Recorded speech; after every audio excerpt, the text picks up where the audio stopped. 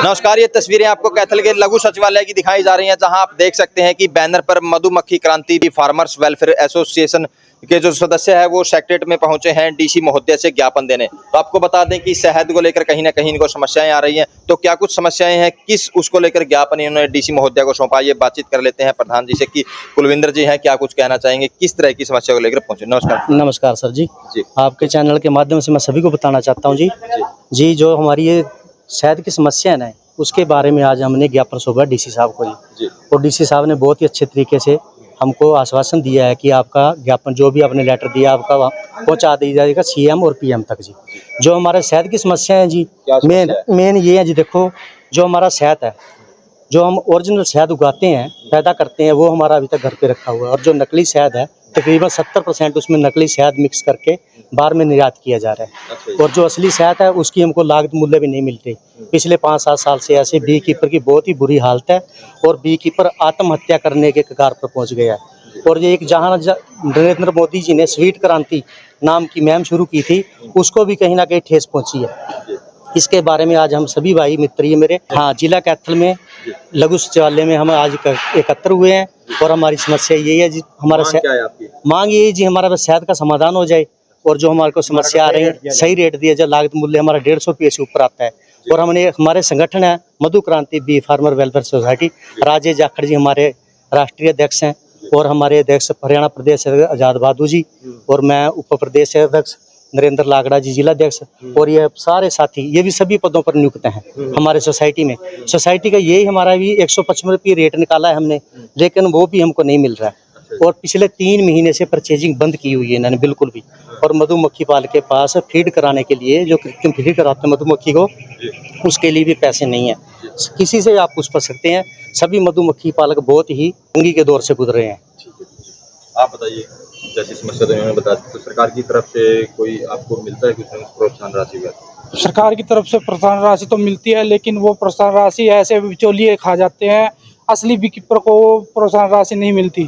यहाँ जितने बीकीपर आए हुए हैं ना, उनमें से केवल 10% को ही वो जो सब्सिडी वाली चीज़ें हैं वो मिली हुई है, बाकी को सबको नहीं मिलती। वो बिचौलिए ही खा जाते हैं। उनका एक ग्रुप बना हुआ है, इसमें आगे नहीं आता बीकीपर।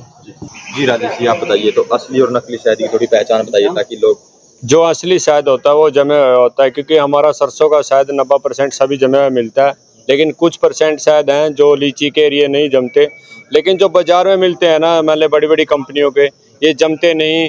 मतलब कोई भी शहद उनका जमे नहीं, क्योंकि उसमें सारी सिर्फ की मिलावट होती है। कैसे ध्यान रखें?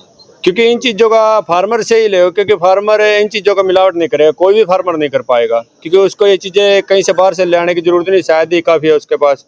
और जो ये कंपनियां ये तो लेके शायद लेते हैं तो 10 क्विंटल और बेचते हैं 100 क्विंटल। इनका तो यही है, पैसा कमाना है। लेकिन फार्मर का शायद ओरिजिनल भी घर पे रखे, वो भी नहीं बिक रहा है, अभी तक सेल भी नहीं हो रही है। आप कितने साल से बी फार्म हैं? मैं 2008 में करने लगा था, मेरे को हो गए 15-16 साल हो गए करते हुए। मैं अपना किसी ट्रेडर को नहीं बेचता, मैं परचून में ही बेचता हूँ अपना शायद। अच्छा, तो कितने जो मधुमक्खी पालक हैं कैथल में? कैथल में मधुमक्खी पालक पूरे हरियाणा से सबसे ज़्यादा हैं, क्योंकि पूरे हरियाणा से जितने हमारे कैथल की संख्या ना मधुमक्खी पालक की, हमारा गोराखेड़ी तो मधु क्रांति के नाम से वो मशहूर है। तो इन चीज़ों में हमारे कैथल के ही मधुमक्खी पालक इतने तंग हैं कि बहुत ज़्यादा फीड कराने के ही पैसे नहीं है।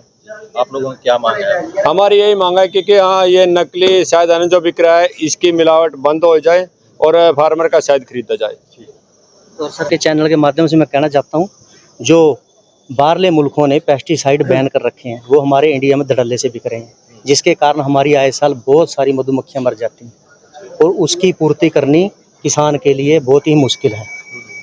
तो इसलिए हमारा सरकार से ये भी अनुरोध है आपके चैनल के माध्यम से, पेस्टिसाइड पर भी ध्यान दिया जाए, इसमें थोड़ी जो इनकी डोज है वो कम की जाए, मधुमक्खी का ख्याल रखा जाए। मित्र कीट है ये, और इसको किसान का दर्जा दिया जाए, मधुमक्खी कीट पालक का दर्जा दिया जाए।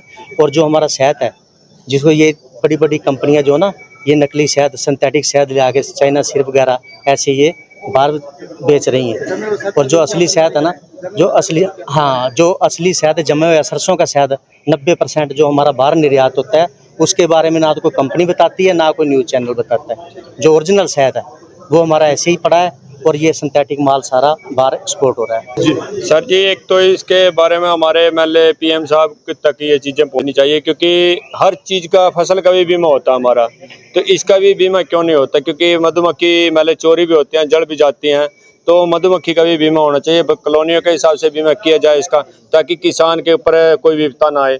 और सबसे ज़्यादा तो मैंने जमा शायद है ना, यूएसए और अमेरिका खरीद रहा हमारा, जो जमे शायद का उन्होंने को पता है क्वालिटी क्या है, हमारे देश में ही नहीं बिक रहा है। इसके गैप असली शायद वहाँ जा रहा है, हमारे देश वाले कहते हैं इसमें मिलावट है।